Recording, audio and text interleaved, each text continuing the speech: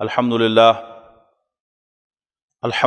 نحمدہ ونستعینہ ونستغفرہ ونؤمن بہ ونتوکل علیہ ونعوذ باللہ من شرور انفسنا ومن سیئات اعمالنا من یہدہ اللہ فلا مضل لہ ومن یضللہ فلا ہادی لہ ونشہد ان لا الہ الا اللہ وحدہ لا شریک لہ ونشہد ان سیدنا محمدا عبدہ ورسولہ ارسلہ بالہدی ودین الحق لیظہرہ علی الدین کلہ وکفی باللہ شہیدا فصلی اللہ علیہ وسلم تسلیما کثیرا کثیرا اما بعد فاعوذ باللہ من الشیطان الرجیم بسم اللہ الرحمن الرحیم ولا تقتلوا اولادکم خشیۃ املاق نحن نرزقهم وإیاکم ان قتلهم کان خطئا کبیرا ولا تقربوا الزنا انہ کان فاحشۃ وساء سبیلا ولا تقتلوا النفس التي حرم اللہ الا بالحق ومن قتل مظلوما فقد جعلنا لولیہ سلطانا فلا يسرف في القتل انہ کان منصورا ولا تقربوا مال الیتیم الا باللتی ہی احسن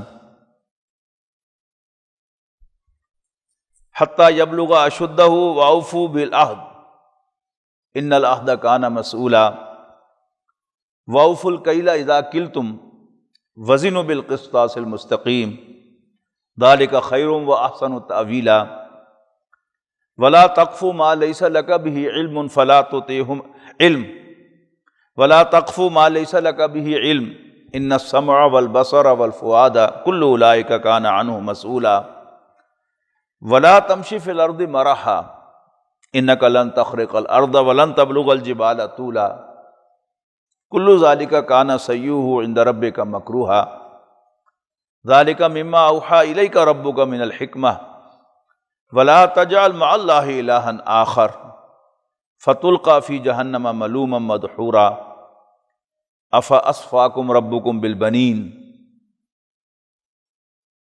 واتخذ من الملائکۃ اناثا انکم لتقولون قولا عظیما۔ محترم بزرگوں، دوستو، عزیزوں اور بھائیوں، آپ کو یاد ہوگا کہ 2 ہفتے قبل ہم نے سورۃ بنی اسرائیل کے 30 رکوع کے حوالے سے قرآن مجید سے رہنمائی حاصل کرنے کی کوشش کی تھی کہ قرآن مجید اسلامی معاشرے کو کن بنیادوں پر اٹھانا چاہتا ہے۔ سب سے پہلی بات تو یہ آئی تھی کہ تیرے رب کا فیصلہ ہے کہ تم اللہ کے سوا کسی اور کی عبادت نہ کرو اور والدین کے ساتھ حسن سلوک کرو، اور پھر اس حوالے سے تفصیل کے ساتھ ہم نے ڈسکس کیا تھا کہ والدین کے حقوق کیا ہیں، ان کی اصل حیثیت کیا ہے، اور کس طرح خواہ والدین کافر و مشرک ہی کیوں نہ ہو، کفر اور شرک سے ان کے وہ حقوق ساقط نہیں ہوتے بلکہ وہ برقرار رہتے ہیں۔ ہاں، ان کی اطاعت نہیں کی جائے گی۔ اگر وہ اللہ کی نافرمانی، اللہ کے ساتھ کسی کو شریک بنانے کا حکم دیں گے تو ان کا حکم تو نہیں مانا جائے گا، اس کے مقابلے میں پیروی اس کی جائے گی جو اللہ تعالیٰ کی طرف رجوع کرنے والا ہے۔ وَاتَّبِعْ سَبِيلَ مَنْ أَنَابَ إِلَيَّ ثُمَّ إِلَيَّ مَرْجِعُكُمْ فَأُنَبِّئُكُم بِمَا كُنتُمْ تَعْمَلُونَ۔ پیروی کرو اس شخص کی، اس شخص کے راستے کی جو میری طرف رجوع کرتا ہے، اس لیے کہ بالآخر تمہیں میری ہی طرف لوٹ کر آنا ہے، پھر میں تمہیں جتلاؤں گا کہ تم کیا کچھ کرتے رہے ہو۔ اس کے بعد بات پھر چلی آگے عزیز و اقارب۔ عزیز و اقارب کون ہوتے ہیں؟ ماں یا باپ ہی کے رشتہ دار۔ تو بات پھر ان کی طرف چلی گئی کہ وہ بھی حقدار ہیں۔ والدین کے تو بے شمار حقوق ہیں، لیکن رشتہ داروں کا مال کے اوپر حق ہے۔ کوئی شخص جو ہے وہ صدقہ و خیرات کرتا ہے تو اس سے قبل کہ وہ دور جا کر بانٹے، سب سے پہلے حقدار جو ہیں اس کے قریبی رشتہ دار ہیں کہ پہلے ان کا خیال کرنا چاہیے، پھر دور والوں کا خیال کرنا چاہیے۔ اسی سے پھر آگے جا کر یہ سب کچھ انسان کا سرپلس سے ہوتا ہے۔ اگر کوئی شخص ہینڈ ٹو ماؤتھ ہے تو وہ اپنا اور بال بچوں کا پیٹ بڑی مشکل سے پال رہا ہے، تو اس کے لیے صدقات و خیرات تو بہت ہی اعلیٰ کوئی قدر ہے۔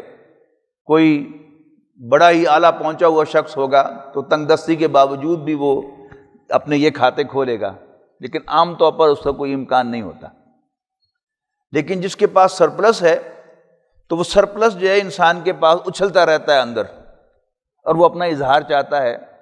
تو اگر انسان اپنے سرپلس کو اللہ تعالیٰ کی ڈیزائر کے مطابق خرچ نہیں کرے گا تو پھر اس کو بے جا خرچ کرے گا، اسراف کرے گا۔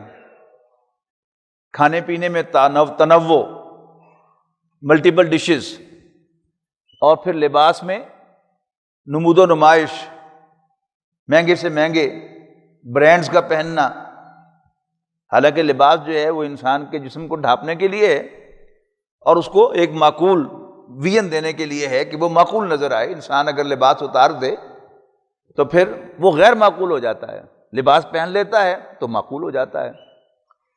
یہ دو مقاصد ہیں، لیکن اگر اسی میں انسان اسراف پر اتر آئے تو پھر یہ اسراف بھی ظاہر ہے کہ اللہ تعالیٰ نے جو اس کو اپنی بنیادی ضروریات سے زائد دیا ہے وہ اسی میں سے کرے گا۔ پھر یہی چیز آگے بڑھے گی تو پھر تبذیر ہوگی۔ تبذیر کیا ہے؟ کہ بے جا خرچ کرنا۔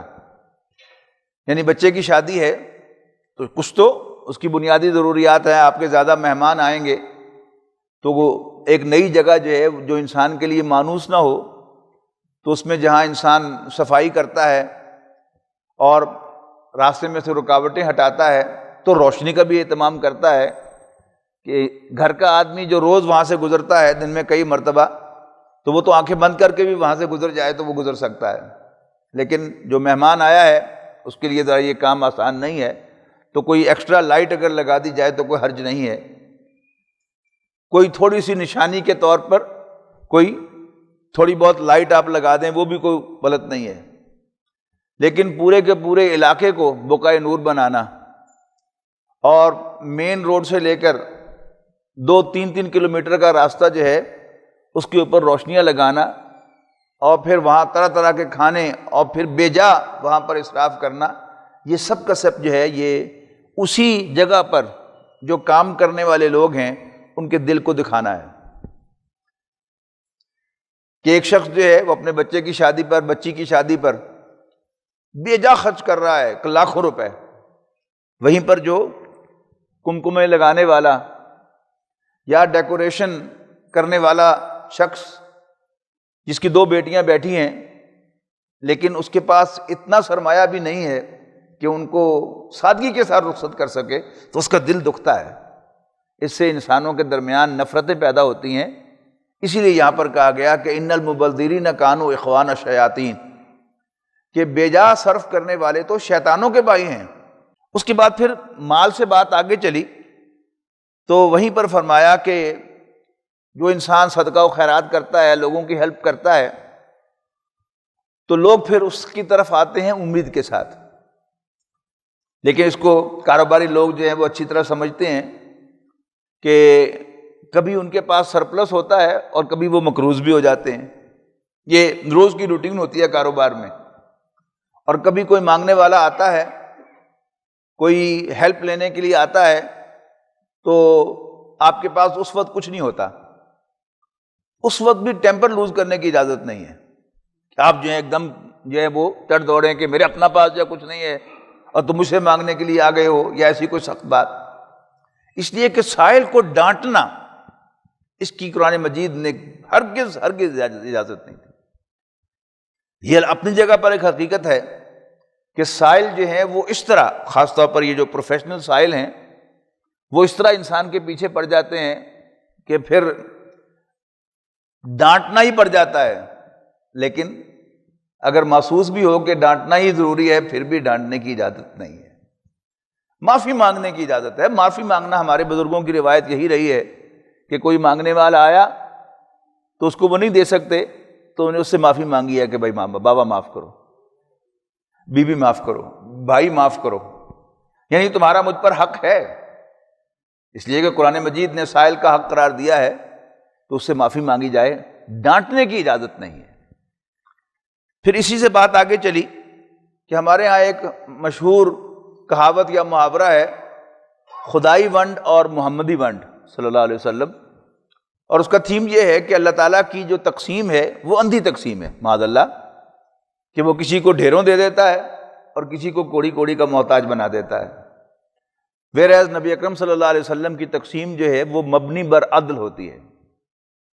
یہ خیال، اس کی نفی کی گئی ہے یہاں پر کہ ان ربک یبسط الرزق لمن یشاء ویقدر، کہ بے شک تمہارا رب جس کے لیے چاہتا ہے رزق کو کشادہ کرتا ہے اور جس کے لیے چاہتا ہے تنگ کر دیتا ہے۔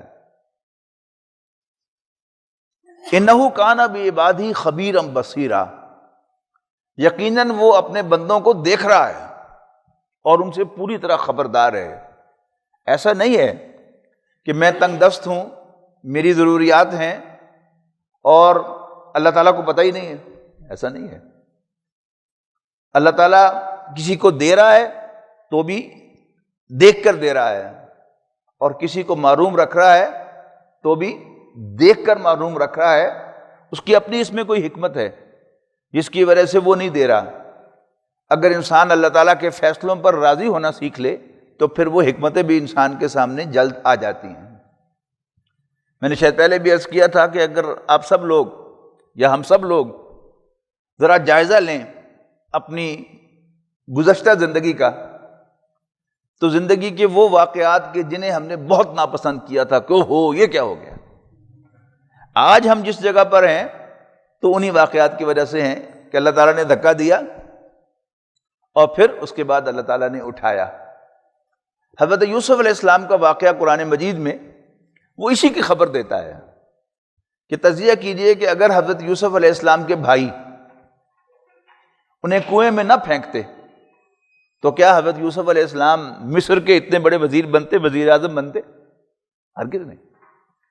تو اللہ تعالیٰ کی اسٹریٹجی جو ہے وہ نرالی ہے، ہم اس کا کوئی کلو نہیں پا سکتے۔ اللہ تعالیٰ جو کام کرنا چاہتا ہے وہ کر لیتا ہے۔ بلکہ حضرت یوسف علیہ السلام ہی کے تذکرے سے یاد آیا کہ آپ کی زندگی میں یعنی کنویں میں پھینکا، پھر بھائیوں نے بیچ دیا، پھر بکتے بکاتے مصر پہنچ گئے۔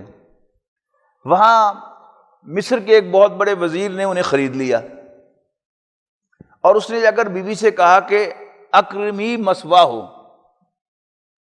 اس بچے کو ذرا عزت کے ساتھ رکھو، اچھی طرح اس کا خیال رکھو، عسیٰ ینفعنا، کیا پتا کہ یہ ہمیں کوئی فائدہ دے، او نتخذہ ولدا، یا ہم اس کو بیٹا ہی بنا لیں۔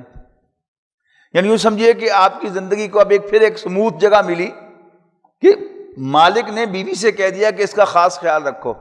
یعنی یوں سمجھیے کہ اب غلاموں کی طرح ٹریٹ نہیں ہو رہے تھے، گھر کے بچے کی طرح ٹریٹ ہو رہے تھے۔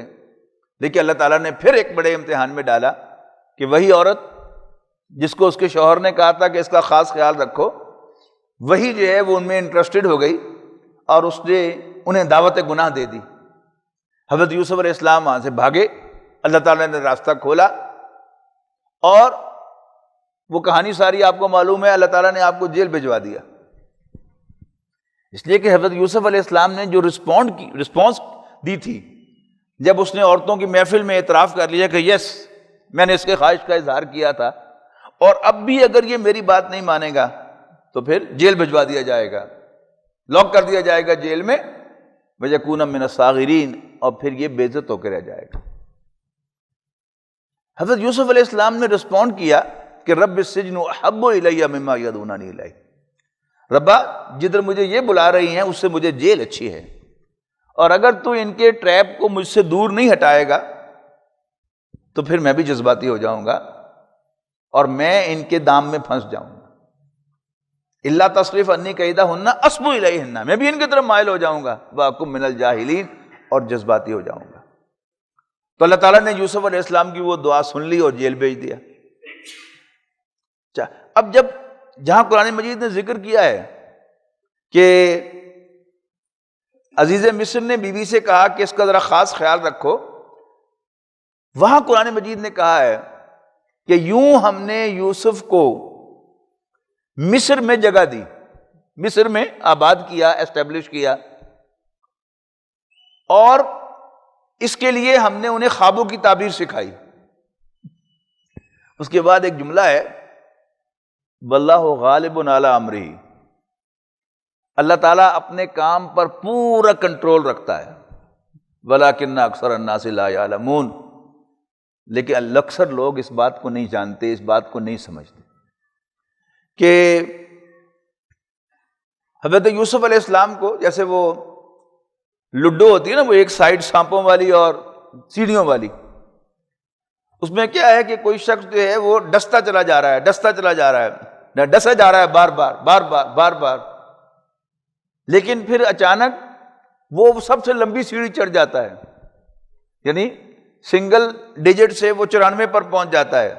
تو ایسے ہی اللہ تعالیٰ نے کیا کہ سب لوگ ڈس رہے تھے حضرت یوسف علیہ السلام کو، اور پھر اللہ تعالیٰ نے ایک سیڑھی انہیں چڑھایا، وہ کیا تھی؟ خوابوں کی تعبیر سکھا دی، اور صرف 3 خوابوں کی تعبیر بتائی حضرت یوسف علیہ السلام نے، 2 جیل کے ساتھیوں کے خوابوں کی تعبیر اور تیسری بادشاہ کی تعبیر، اور حضرت یوسف علیہ السلام جیل سے سیدھے جو ہے وہ سب سے اونچے ایوان میں پہنچ گئے، وزیروں میں سے بھی سب سے بڑے وزیر، وزیر اعظم بن گئے بادشاہ کے۔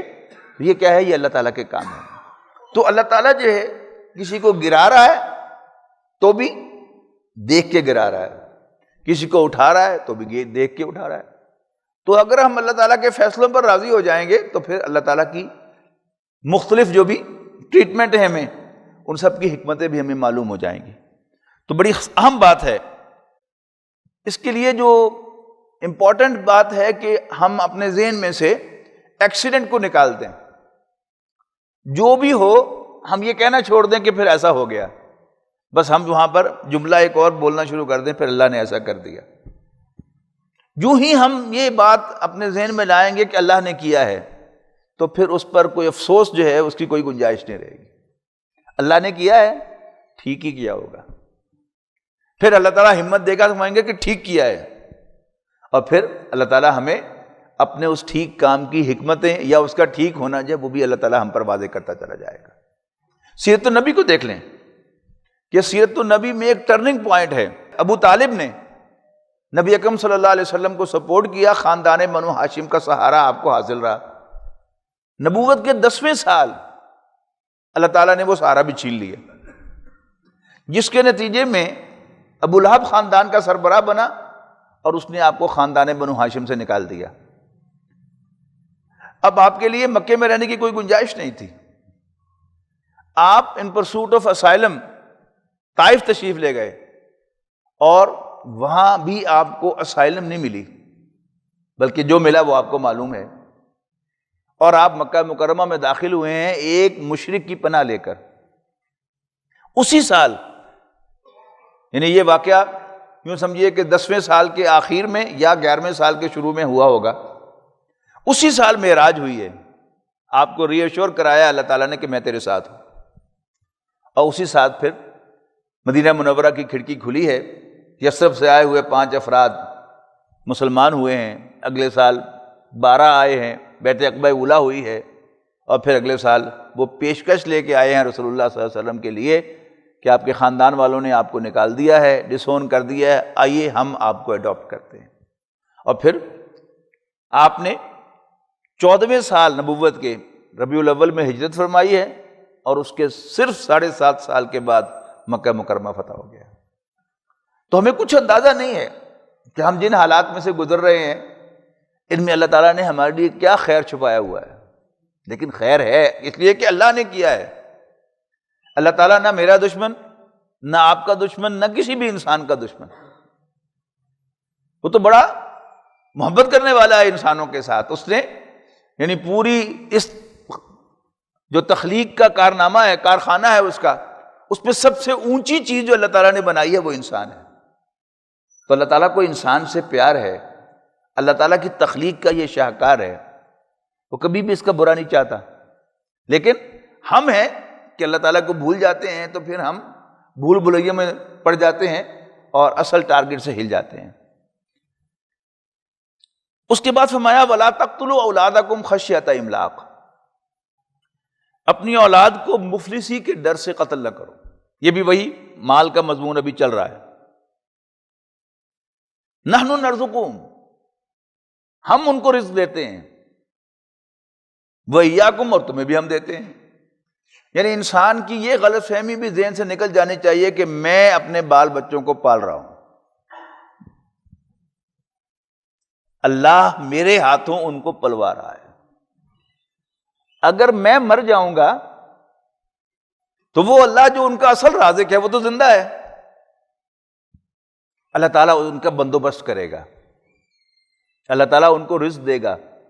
اور یہ یقین ہونا چاہیے کہ جو اللہ تعالیٰ رزق میرے تھرو دے رہا ہے، اللہ تعالیٰ اس پر قادر ہے کہ میرے یتیم بچوں کو اس سے زیادہ رزق دے، بہتر رزق دے، اس کی رزق کی فراوانی کر دے. یہ یقین ہونا چاہیے انسان کو. اچھا، پھر اسی میں ایک بات کا خیال رکھنا چاہیے کہ شیطان جو ہے وہ ہمیں پھر آ کر ہمارے ایمان پر ڈاکے ڈالے گا. خیال آئے گا کہ اچھا فلانا ان کی مدد کرے گا، یوں ان کی مدد ہو جائے گی. جب یہ خیال آئے اس کی نفی کیا کرے کہ یا اللہ اس ذریعے سے مدد نہ ہو تو اپنے پاس سے مدد کرنا. اس سے انشاءاللہ آپ کا اللہ تعالیٰ کے ساتھ تعلق جو ہے وہ ذاتی تعلق بڑا مضبوط ہوگا کہ تو دے، فلانا نہ دے. پھر خیال آئے گا کہ اچھا پھر یوں کر کے ان کو مدد مل جائے گی. پھر آپ کہیں کہ نہیں اس راستے سے نہ دینا، اپنے پاس سے دینا. پھر اللہ جانے اس کا کام جانے، وہ اس راستے سے دے یا اس راستے سے دے یا کسی چوتھے راستے سے دے. اللہ کا کام اللہ پہ چھوڑ دو. اس کو نبی اکرم صلی اللہ علیہ وسلم نے یوں سمجھایا تھا کہ اللہ تعالیٰ کو مشورے نہ دیا کرو، اللہ تعالیٰ سب کچھ جاننے والا ہے، اس کا علم بھی لامحدود ہے، اس کی قدرت بھی لامحدود ہے، اس کی ریسورسز بھی لامحدود ہے. بلکہ یہ تو شاید ویسے ہی توہین ہوگی یہ کہنا کہ اس کی ریسورسز لامحدود ہیں. سب ریسورسز اس کے کلمہ کن کی محتاج ہیں. اللہ تعالیٰ جب کسی چیز کا فیصلہ کرتا ہے، سورۃ یاسین میں اکثر لوگوں کو یاد بھی ہوگی یہ سورت، تلاوت بھی کرتے ہوں گے ریگولرلی اس کے آخر میں فرمایا کہ انما امرہ، کہ اللہ تعالیٰ کا امر یہ ہے کہ اذا اراد شیئا ان یقول له کن فیکون، کہ جب وہ کسی چیز کا ارادہ کر لیتا ہے اسے کہتا ہے ہو جا، اور دیر اینڈ دین وہ ہو جاتی ہے. اس کے لیے کوئی لمبے چوڑے ٹائم کی ضرورت نہیں، کوئی ذرائع کو اکٹھا کرنے کی ضرورت نہیں. اللہ تعالیٰ کے پاس سب کچھ ہر وقت ہے. دیکھیے میں نے آپ کے کچھ پیمنٹ کرنی ہو آپ کو، اور میں آپ سے وعدہ کرتا ہوں کہ جی میں آپ کو نیکسٹ ویک دے دوں گا. میرے ذہن میں کیا ہوتا ہے کہ نیکسٹ ویک مجھے وہاں سے پیمنٹ آئے گی تو میں آپ کو کر دوں گا، اور اگر مجھے وہ پیمنٹ نہیں آئے گی تو پھر میں کتنا ہی سنسیئر ہوں آپ کو پے کرنے کے لیے، میں آپ کو پے نہیں کر سکتا. اللہ تعالیٰ کے بارے میں ہمیں یہ بات ہر وقت یاد رہنی چاہیے کہ اللہ تعالیٰ نے کسی سے لے کر نہیں دینا، اس کی ڈسپوزل پر ہر وقت ہر آن سب کچھ ہے. صرف ہم نے اللہ تعالیٰ کا وہ فیور ون کرنا ہے، صرف اللہ تعالیٰ سے وہ ہاں کرانی ہے. ہم نے مانگے اس سے، اور ڈائریکٹلی مانگے، وسائل سے بالکل قطع نظر ہو کر مانگے اس سے کہ تیرے پاس ہے تو دے مجھے. دیتا کیوں نہیں؟ میں تیرا بندہ ہوں، یا پھر بتا میں کہاں جاؤں؟ تو ہی میرا مالک ہے، تو ہی میرا آقا ہے، میں نے تجھ ہی سے مانگنا ہے، اور تیرے پاس ہے دے دے مجھے. تو اولاد کے بارے میں انسان کو یہ بات ہمیشہ یاد رہنی چاہیے کہ یہ اولاد جیسے میں اللہ تعالیٰ کی مخلوق ہوں، اس کا بندہ ہوں، میری اولاد بھی اسی کی مخلوق ہے اور اسی کے بندے ہیں یہ سب کے سب. اور ان کو کھلانا، ان کو پالنا وہ میرے رب نے اپنے ذمہ لیا ہوا ہے. مجھے تو صرف آج کے دن کے لیے، اس مومنٹ تک کے لیے وسیلہ بنایا ہے. باقی پال آج بھی وہ رہا ہے، کل بھی وہ پال رہا تھا، آج بھی وہ پال رہا ہے، کل بھی وہی پالے گا. اس بات کا انسان کو یقین ہونا چاہیے. جب یہ یقین ہوگا تو پھر انسان تنگ دستی کے ڈر سے، مفلسی کے ڈر سے اولاد کو قتل نہیں کرے گا. نحن نرزقهم وإياكم ان قتلهم كان خطأ كبيرا. یقیناً ان کو قتل کرنا بہت بڑی خطا ہے، بہت بڑی غلطی ہے۔ اس کے بعد فرمایا وَلَا تَقْرَبُوا الزِّنَا إِنَّهُ كَانَ فَاحِشَةً وَسَاءَ سَبِيلًا، زنا کے تو قریب بھی نہ جانا، إِنَّهُ كَانَ فَاحِشَةً، یقیناً وہ ایک بے حیائی ہے، وَسَاءَ سَبِيلًا، اور ایک برا راستہ ہے۔ زنا کیا ہے؟ آؤٹ آف ویڈ لاک، یعنی شادی کے بغیر کسی عورت سے کوئی جنسی تعلق استوار کرنا، فزیکل ریلیشن اسٹیبلش کرنا، یہ کیا ہے؟ یہ ہمارے لیے زنا ہے۔ اور یہ کیا ہے؟ ہر باشعور آدمی، وہ مسلمان ہو یا کافر ہو، جب بھی وہ سینسیبلی سوچے گا تو وہ یہی کہے گا کہ ہاں واقعی آؤٹ آف ویڈ لاک، شادی سے باہر کوئی رشتہ استوار کرنا ناجائز، یہ کیا ہے؟ یہ بری بات ہے۔ اس کو کسی بھی اینگل سے دیکھ لیا جائے، یعنی میاں بیوی کی آپس کی وفاداری اس کے بھی خلاف ہے، یہ دیانتداری کے بھی خلاف ہے، اور پھر وہ جو خاندانی نظام کا تقدس ہے اس کو بھی یہ مجروح کرتا ہے۔ پھر اولاد کے لیے بھی یہ بہت ہی زیادہ ڈیٹریمنٹل ہے، بہت ہی زیادہ نقصان دہ ہے کہ جب کسی بچے کو کسی بھی سٹیج پر معلوم ہوگا کہ میں حرام کی پیداوار ہوں، تو اس کی اپنے ماں کے بارے میں جو فیلنگ ہوگی اس کا تصور کیجئے، اور پھر اس کو اپنا باپ معلوم ہی نہیں ہے، اس کا تصور کیجئے۔ اور ایسا نہیں ہے، یعنی عجیب بات یہ ہے کہ ایک طرف جو ہے اب جو جدید معاشرہ ہے، ویسٹ ہے، وہ پوری سوسائٹی میں اس چیز کو پروموٹ کرنا چاہتا ہے کہ بدکاری عام ہو جائے، جبکہ بدکاری کے جو نتائج ہیں وہ دن بدن زیادہ سے زیادہ آبویس ہوتے چلے جا رہے ہیں۔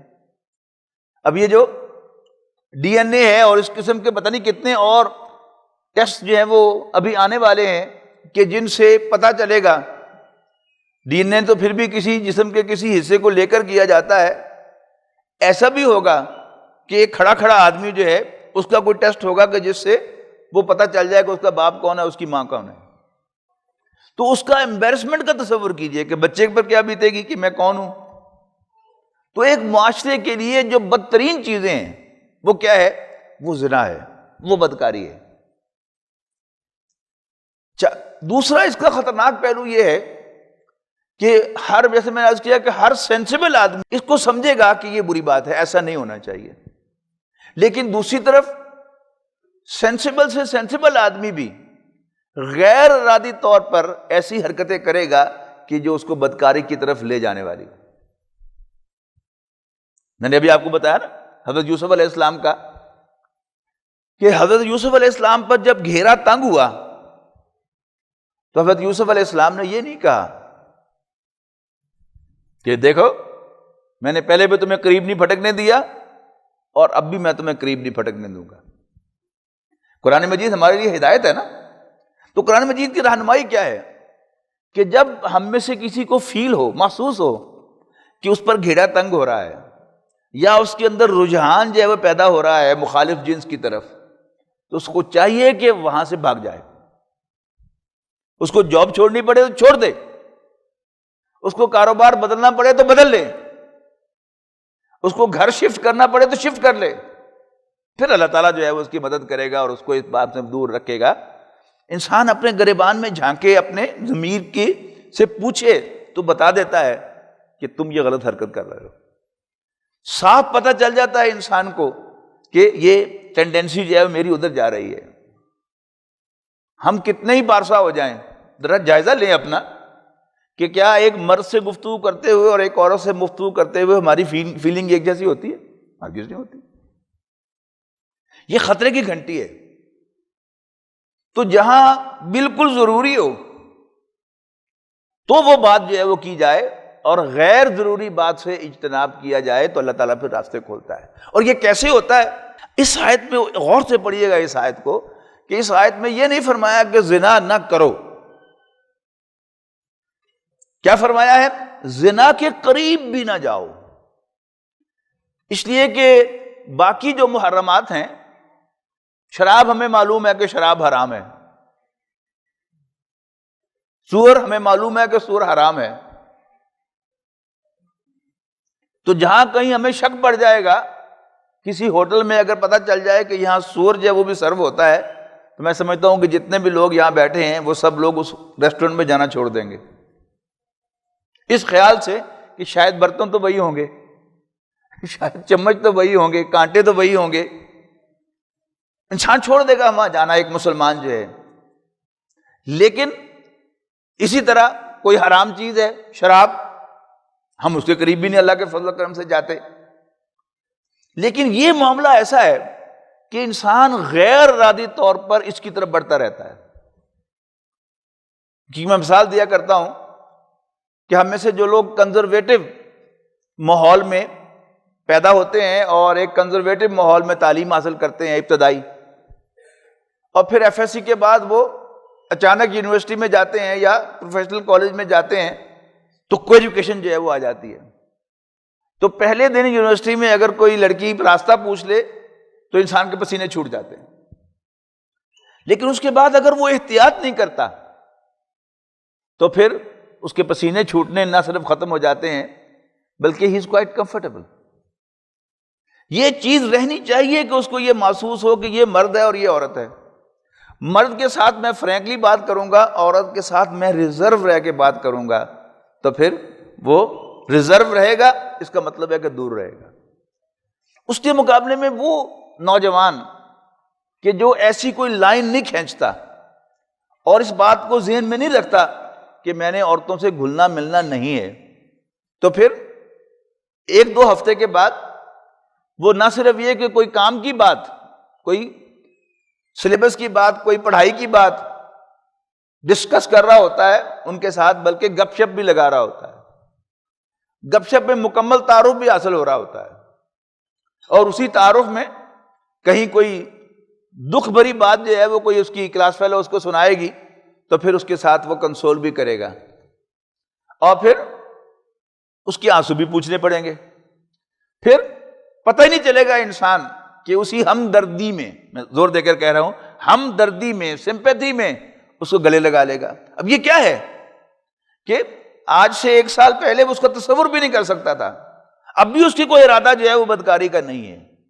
لیکن ایسا کرتے کرتے پھر ظاہر دوستی ہوتی ہے تو گپ شپ لگتی ہے، پھر ہاتھ پہ ہاتھ مارا جاتا ہے، اور پھر چھینا جھپٹی ہوتی ہے، کونی ماری جاتی ہے، اور پھر ایک انویزیبل لائن ہے، جب کراس ہو جائے تو پھر انسان کو پتہ نہیں چلتا کہ وہ کپڑے کب اتارتے تھے۔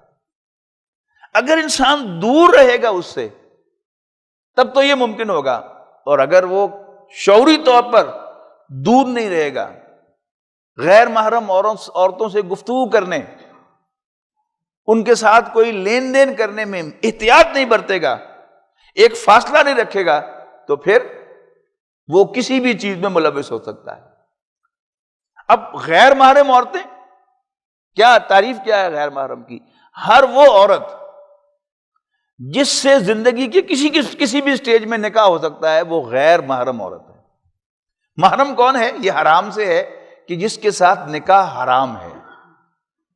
یہ جو میں نے کہا کہ زندگی کی کسی بھی سٹیج پر سے مراد کیا ہے کہ کچھ عارضی محرم ہوتے ہیں، جیسے کوئی بھی شادی شدہ عورت جو ہے جب تک اس سے طلاق نہیں ہوتی یا وہ بیوہ نہیں ہوتی تو وہ اس سے نکاح تو نہیں ہو سکتا۔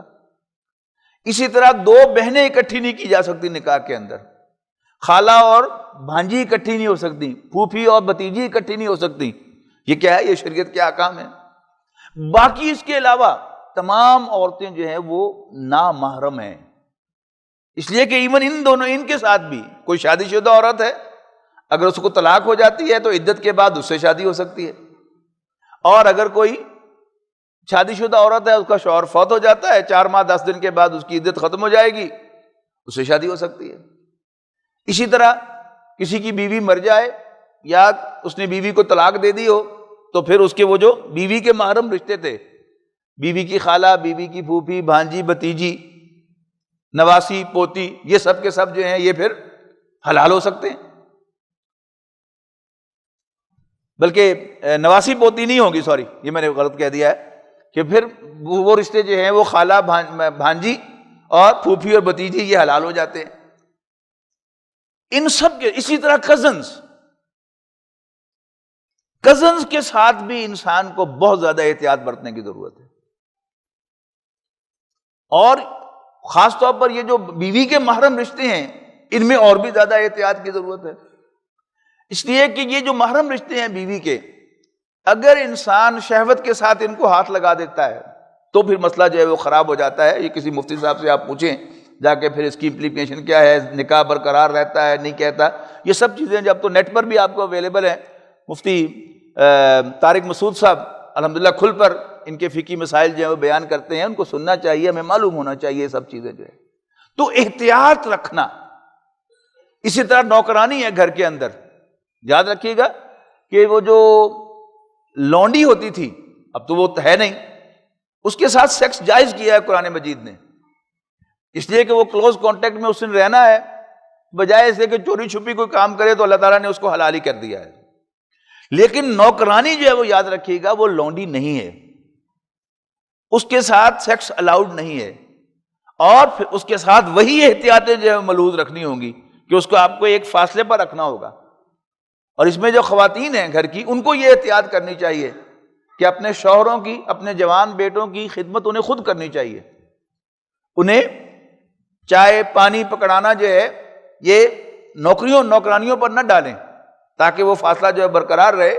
پریفریبلی نوکرانی جو ہے وہ کچن تک محدود رہے اور گھر کا مرد جو ہے وہ کچن میں نہ جائے. اور جب گھر کے مرد اپنے کام کاج پر چلے جائیں تو پھر نوکرانیاں جو ہے وہ گھر کی صفائی کریں. یہ احتیاط اگر ملحوظ ہوگی تو انشاءاللہ کوئی پریشانی نہیں ہوگی. ورنہ وہ چند جو ہے وہ چڑھیں گے اور اس میں وہ چیزیں کہ جو نہیں ہونی چاہیے وہ ہوں گی. اس کے بعد پھر خاتون خانہ روتی رہے بیٹھ کے کہ یہ میرے ساتھ کیا ہو گیا ہے.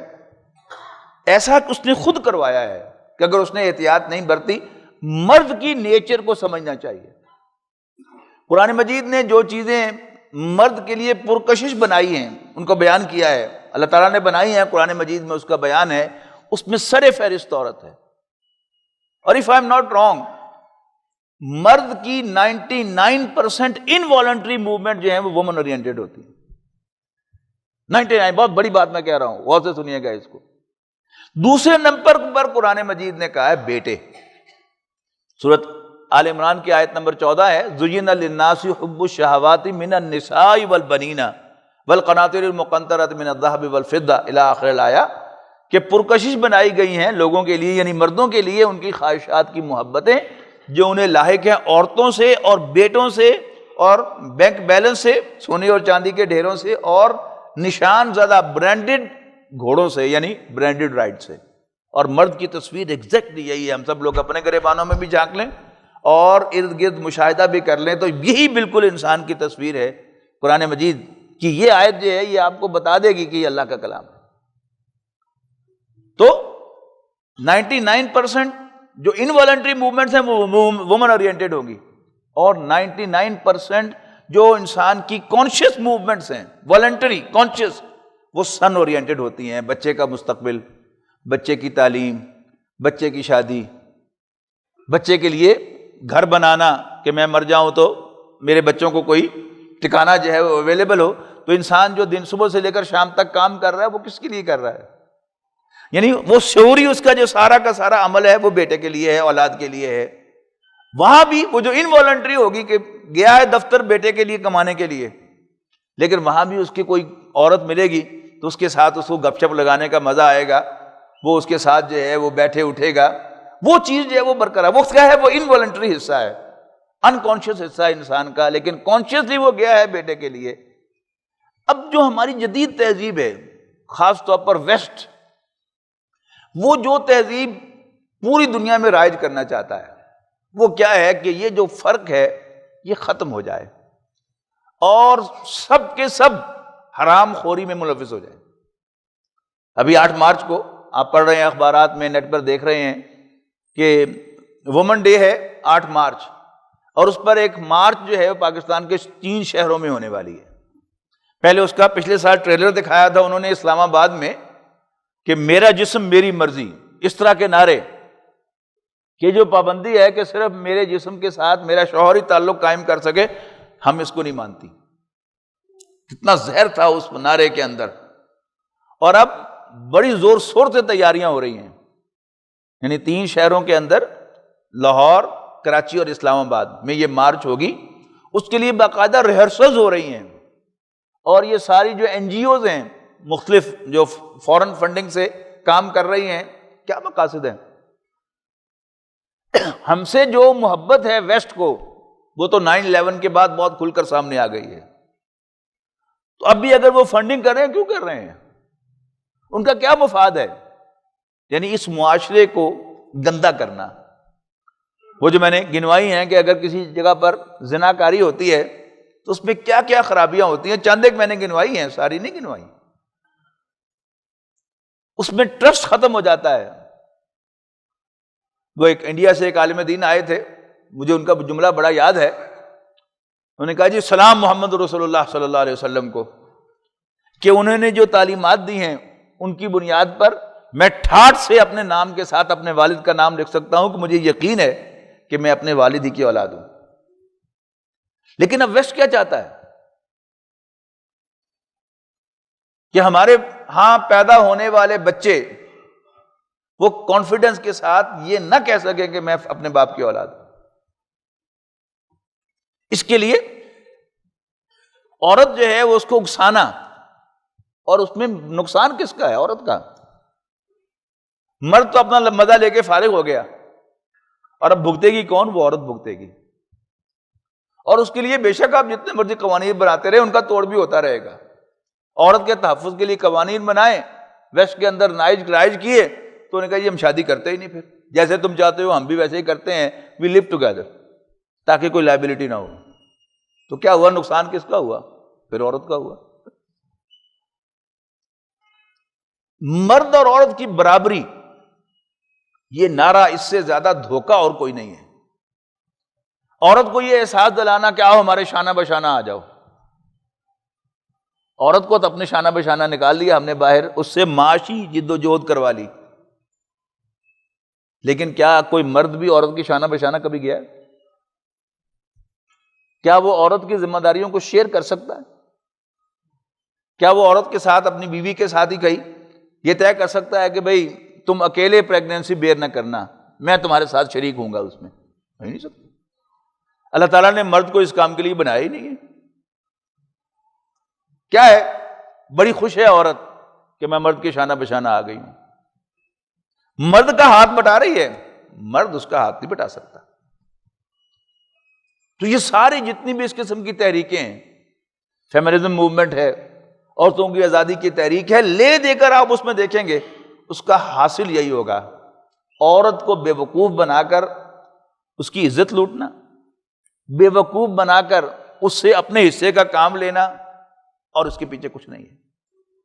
ہم اپنے دین کی تعلیمات پر عمل کریں گے، جیسا کہ میں نے حوالہ دیا کہ سلام رسول اللہ صلی اللہ علیہ وسلم کو، تو پھر ہمیں انشاءاللہ ایک کانفیڈنس حاصل ہوگا، اپنے گھروں میں بھی کانفیڈنس ہوگا، عورت کو بھی کانفیڈنس ہوگا، اور جب یہ چیزیں رواج پائیں گی تو پھر انشاءاللہ بدکاری کا رجحان ختم ہو جائے گا۔ آج کیفیت کیا ہے کہ ہماری عورتیں جو ہیں انہیں ہر وقت جو ہے وہ شک ہے کہ کہیں ہم ادھر ادھر نہ منہ مار رہے ہوں، اور اس کے ساتھ ساتھ ہمیں بھی اب وہ کانفیڈنس نہیں ہے اپنی بیویوں کے اوپر۔ کیوں ہے؟ اس لیے کہ ہم نے اپنے دین کی تعلیمات کو چھوڑا ہے، اور جو نبی اکرم صلی اللہ علیہ وسلم اور قرآن مجید پر ہمارا اعتماد تھا، ہم نے اس کو ذہنوں سے نکال دیا ہے، اس کی سزا ہم بھگت رہے ہیں۔ اللہ تعالیٰ سے دعا ہے کہ اللہ تعالیٰ ہمیں دین کو سمجھنے کی توفیق عطا فرمائے، اور دین کی ہدایات پر عمل کرنا۔ یعنی ایک ہے احکام، حکم کے اعتبار سے کسی نامحرم عورت سے گفتگو کرنا حرام نہیں ہے، لیکن ٹینڈنسی بلا وجہ عورت کے ساتھ انگیج ہونا، خواہ وہ سوشل میڈیا پر ہو، وہ براہ راست ہو، یا کسی اور ذریعے سے ہو، وہ چیز جو ہے وہ آپ اپنے ضمیر سے پوچھیں گے، میں اپنے ضمیر سے پوچھوں گا تو انشاءاللہ ضمیر مجھے گائیڈ کرے گا۔ تو ایسے مواقع ہم سب پر آئیں گے، اور ہم تھوڑی سی احتیاط کریں گے، اور اللہ تعالیٰ سے رہنمائی حاصل کرتے رہیں گے، یا اللہ پلیز، یہ جو ہم کہتے ہیں نا اہدنا الصراط المستقیم، اہدنا الصراط المستقیم، اے ہمارے رب ہمیں سیدھا راستہ دکھا۔ اللہ تعالیٰ سے ہم رہنمائی طلب کریں گے تو اللہ تعالیٰ ضرور ہماری رہنمائی فرمائے گا۔ آخر دعوانا ان الحمد للہ رب العالمین۔ فنزل من حمیم وتصلیۃ جحیم ان هذا لهو حق اليقین فسبح باسم ربک العظیم۔